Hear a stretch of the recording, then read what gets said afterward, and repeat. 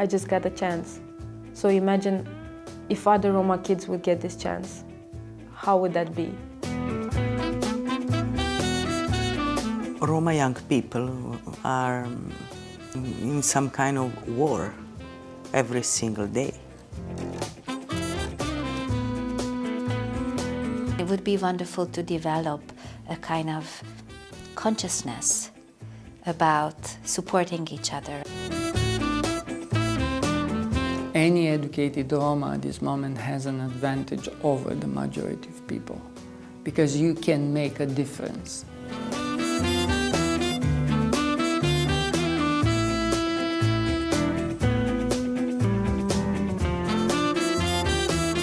Mainstream education and our strong Romani community and our heritage, it makes us unstoppable.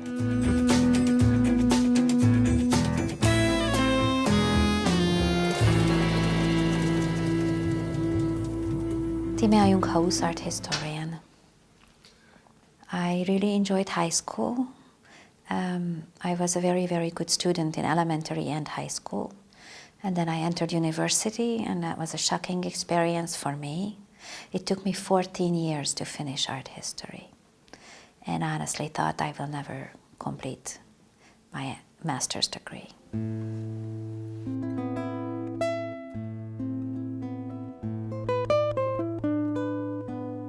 Art and culture is a much more effective way than politics when we communicate about Roma people.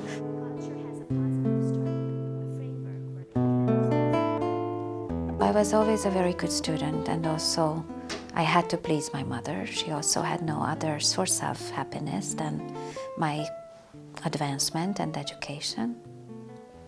So I was a very nerdy, good student. I got beat up a lot of times for being very, like a real geek.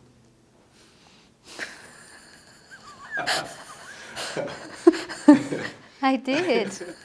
I lived 2 streets from Jászmin utca and Timea utca, and those of the Roma community in Hungary who lived in the A district know that this is like the hardcore of the ghetto. So I went to the old school, and old school means that really the bad streets. Most of my classmates were actually Roma children. We did not talk about Roma identity in elementary school. This was still before '89. There was no identity discourse in public life in Hungary. So even though we were Roma, we did not address this topic at all.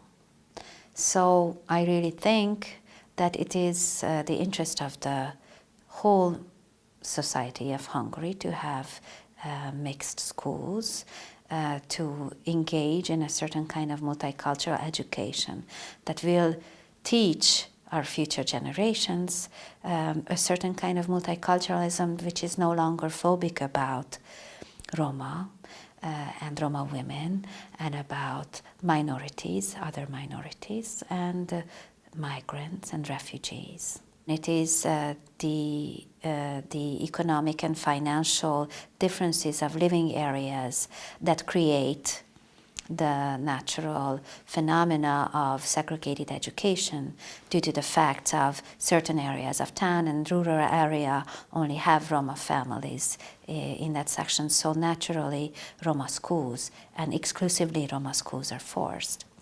So I'm critical about this, and of course I'm outraged by the fact that Roma children are still sometimes steered towards the education for the mentally challenged because of the poor judgment of the education system, and also because of the discrimination and bigotry that still exists.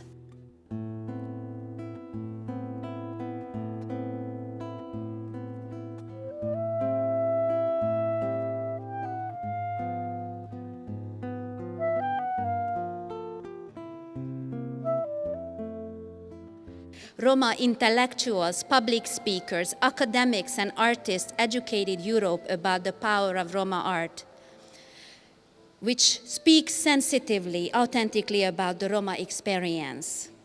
Roma art celebrates Roma creativity and the precious moments of the Roma cultural movement, this hidden and oppressed history. The European Roma Institute for Arts and Culture is the result of the activism and hard labor of 3 Roma generations. Today we celebrate the Roma thinkers, activists, organizations, public figures and artists who took part in the struggle for claiming and owning our Roma identity and fought for Roma self-definition, self-presentation and Roma authorship.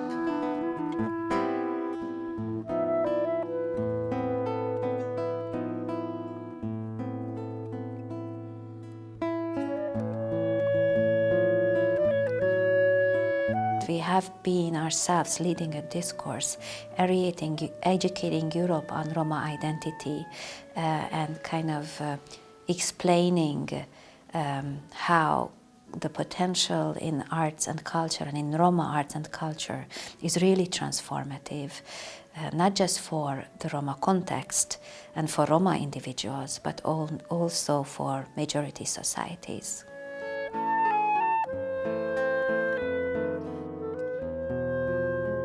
The role of education is absolutely something that the parents and the Roma mothers have to endorse, and it's them whom are creating this this kind of legacy. And for example, the Roma feminist women and theoreticians of the Roma discourse, they are these role models as well, and I think many of us are bringing this knowledge about how mothers and women kind of carry on this important notion that without the power of education, you know, our community's prosperity is in danger. I really think that we don't talk enough about peer support in education. And some of us are very talented from the beginning and very good students. And it would be wonderful to develop a kind of consciousness about supporting each other. And I see this many times, how when some Roma students or some Roma activists are excelling, then they become insensitive to the needs of others. But there is so much more that we can achieve. So my message is that education is extremely hard. And for us, first-generation intellectuals, because it is still today, many of us are first-generation intellectuals, so we don't know how to study.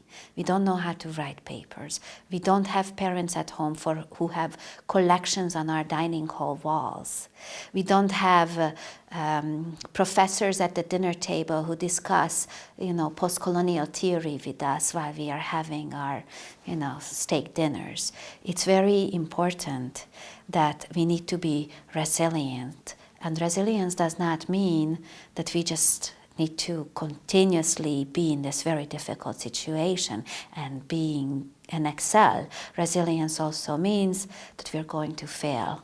And when we fail, we need to be able to recharge. That is our resilience. It means that sometimes we are unable to handle this. It's completely okay, for example, to go to university and fail an exam and be ashamed of it. Gothic architecture, I failed 4 times the exam, and you can only fail 4 times. Because if you fail for the 4th time, you're out of university. So I basically failed out of university. Then about 3 months later, I considered this again. It's 1 exam, Gothic architecture. I wrote a letter to the back then decan of the university and requested 1 more chance to pass the exam. And I attempted and I passed.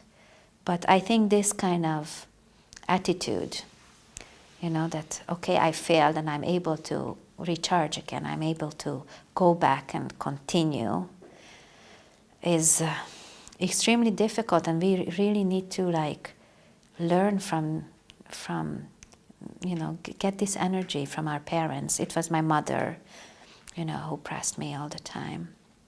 And from our peers and other support systems, our women friends, whoever we have.